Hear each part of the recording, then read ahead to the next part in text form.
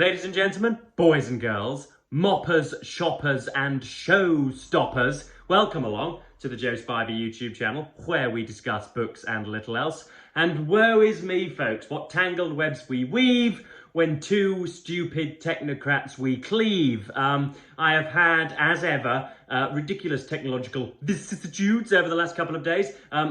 It may be worth pointing out, I am a person for whom the first class stamp still seems indecently recent. Or at least indecently modern. No, I'm a bit of a technophobe, bit of a Luddite, and not only have I rendered almost certainly useless my huge whacking great Canon camera, but now apparently all of the storage has gone on my iPad, so I can't even record on there. So we're now on, welcome to the iPhone. I don't really use my mobile device before the hours of 4 or 5 p.m, but here we are, BookTube is changing me. And welcome back to our inaugural run-through, our inaugural read-along of the life and works of 6th Baron Lord Byron of Newstead, he was a poet-in-chief. He is, I think still today, the worldwide, or globally, he is the second most read poet besides William Shakespeare, which furrows the brows of many Englishmen and women, because he's not as popular or prominent as our primary romantics nowadays, Shelley and Wordsworth, but worldwide he still has some clout and some traction, I think would be the neologisms. So yes, it's worth noting we are obviously looking at Fiona McCarthy's Byron Life and Legend. This is going to be our opening aperture into the Byronic world. It's worth noting that Byron biographies are as common as muck, ladies and gentlemen. It is said in London that you are never more than 5 meters away from a sewer rat. In an academic institution, it is certain to say that you are never further than 5 meters away from a Byron biography. I've no doubt that Simon Cowell has done one, Kim Kardashian has done one, Hugh Hefner did one, Russell Brand is probably being commissioned to do one right now. They are usually inadequate nonsense based upon either hagiography or cultish appreciation of Mr. Byron. They have him plumbing the depths of the Mariana Trench, or they have him standing beside Lee Harvey Oswald at the Dallas bookstore depository in '63. They have him doing all sorts of illegitimate nonsense. So it is very rare to get your hands on a good one. Quite how it is that these people are commissioned to do it, I'm not so sure. But they impute all sorts of things on Lord Byron that are just blatantly untrue. But anyway, let us get into this today. This is our second look at Fiona McCarthy. This is analysis of our second part of it. We ended last time with him coming back to England with John Hobhouse. And he returns in the year 1812, I believe, or 11. And it's not as if I need to be temporally exact whilst looking at a biography. Who would do that? So he returns to England and soon finds that 3 significant others in his life have perished essentially whilst he's been away.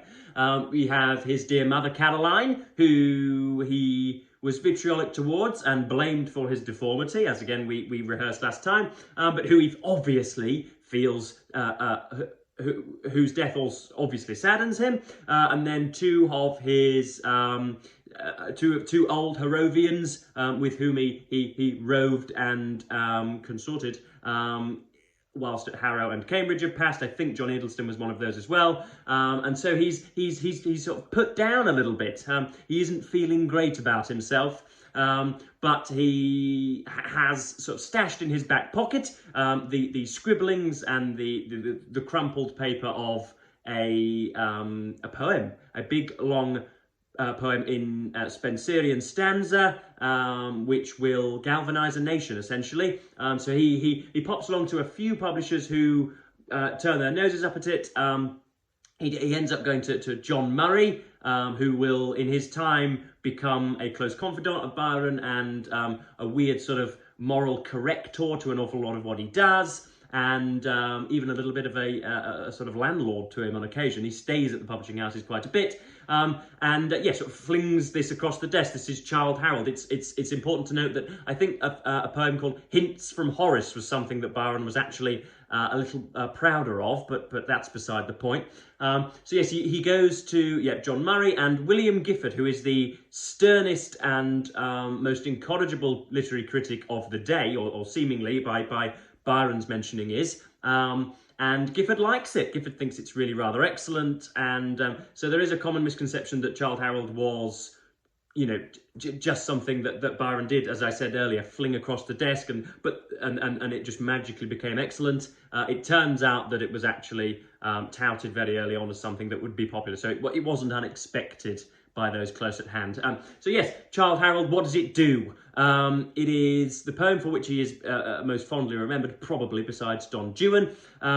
It is the story of an irreverent bacchanalian, a completely irresponsible, love-forlorn nurk who, busies around with maid servants and does all sorts of completely deplorable and objectionable things, and then sallies off to the European lands. It was originally entitled Childe Burren, which would have been just ridiculously undisguised. So he ends up calling it Childe Harold. But it is technically brilliant. It is emotional, emotive. It is allusory. It is just rhythmic, melodic, mellifluous, if you will, folks. Those of you playing Joe Spivey verbal bingo will be crossing off mellifluous now. That's on the top right-hand corner there.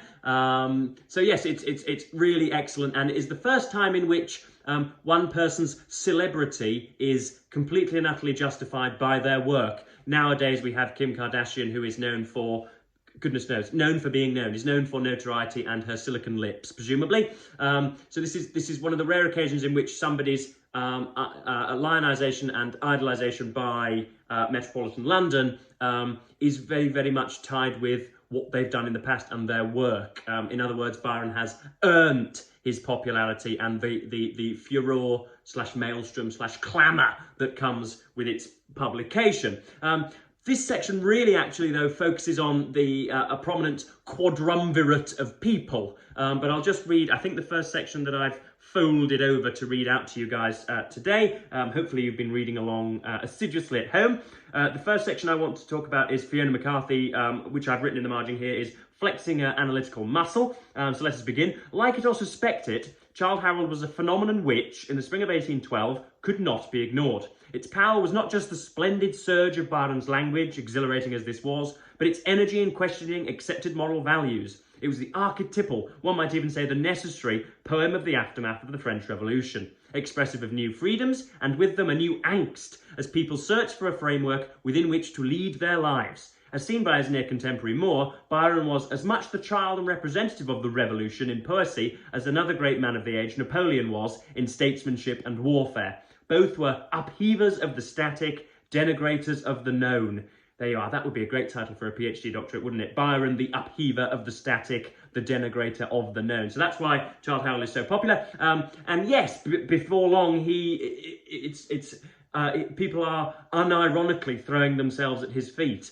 He cannot walk into a dinner party without 4 or 5 fluttering and fanciful women just surrounding him. There are reports of it being unlike anything you have ever seen before. He is, as we have noted, idiosyncratically gorgeous. He's not really what we would describe, or if Byron were clogging up the sofas of Saturday night talk shows now, I'm not so sure he would be idolised as much as he was back then. He was a bit puffy. He fought obesity all of his life. He had a terrible metabolism by all accounts. Yeah, so it's really puffy, but before long, people are, as I say, throwing themselves at his feet. And this focuses on what I would term a quadrumvirate of women that dominate his life whilst in London. First of which is, and most maniacal of which, is Lady Caroline Lamb, who, from her diary entry, is responsible for the Byronic apothegm with which he has become most associated, which I will not sully the video with here, because of course we have long since disassociated ourselves with cheapening cliches on this YouTube channel. Something about him being mad and bad, I can't quite remember. But yes, Lady Caroline Lamb is, oh goodness, devious, daring, just insatiable. She is absolutely nuts about Lord Byron, and their affair goes on for very many months. This isn't just a dirty weekend in, a dirty weekend in goodness knows where, in the Peak District or whatever. This is a prolonged affair, and yeah, she's not unintelligent. She writes a novel of her own, the name of which is going to escape me. But yeah, she's not unintelligent, but she is mad. That there's lots about the fetishization of their cross-dressing. She would often, when Byron disassociated himself from her, when he said that, you know, essentially, look, love, you're a bit nuts, darling, and quite what it took for somebody to name Byron nuts, or somebody to be named by Byron as nuts is beyond the pale. But when that does happen, she starts dressing up as not only his maidservants, but as some of his footmen and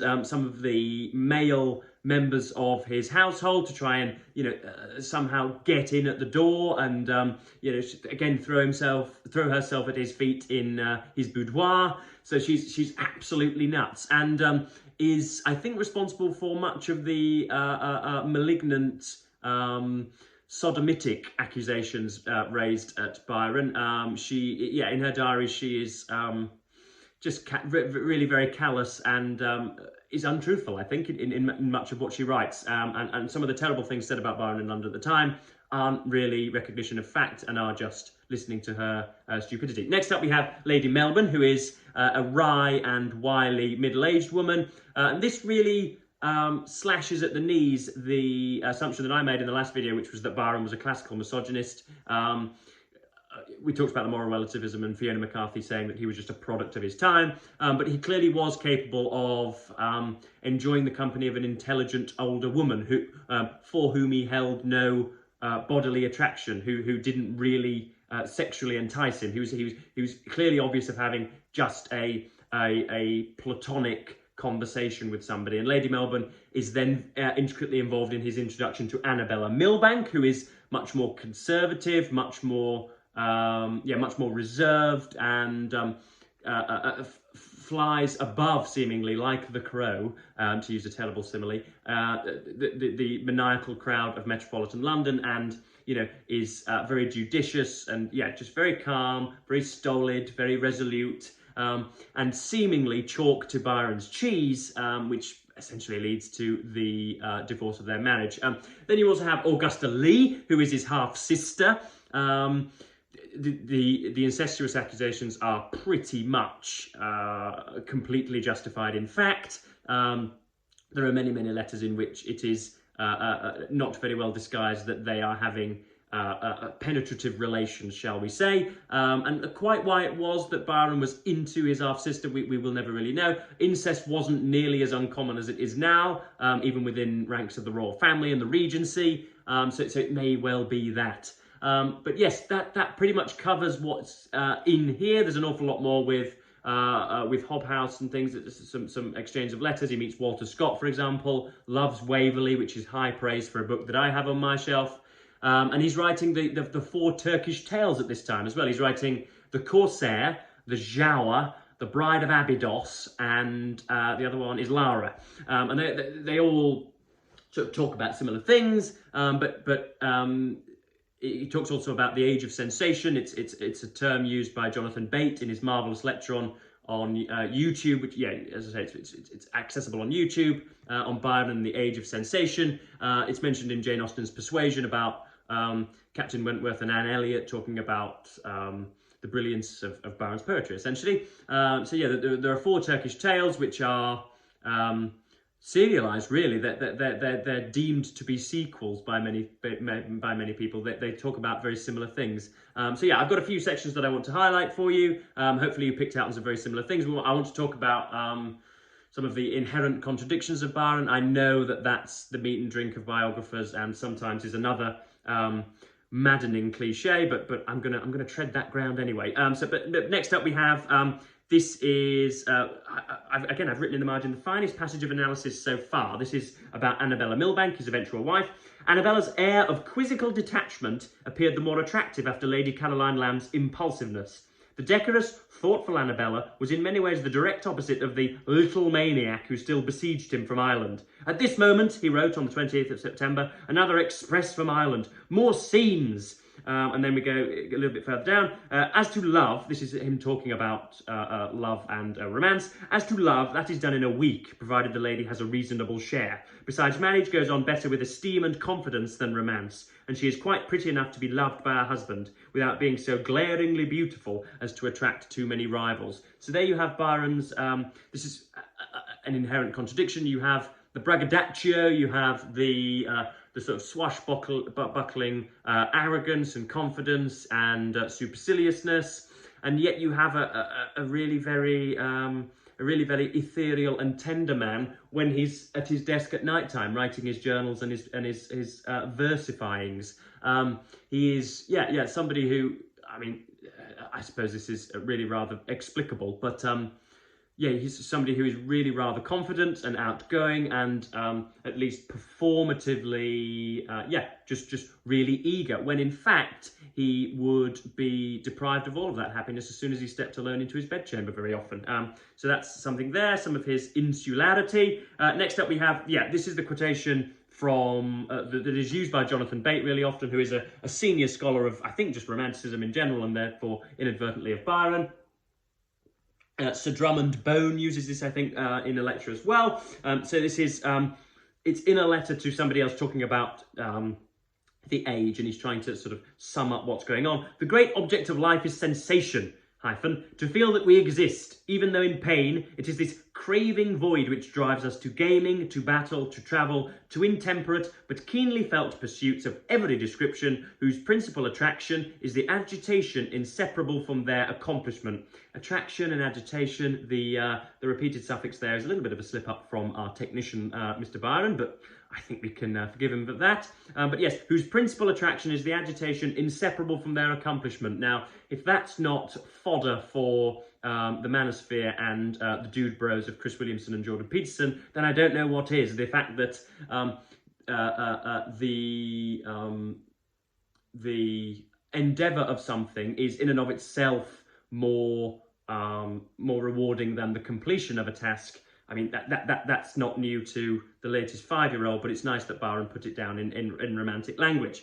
So this is him talking about wanting to instill within Annabella Milbank some kind of fear of himself.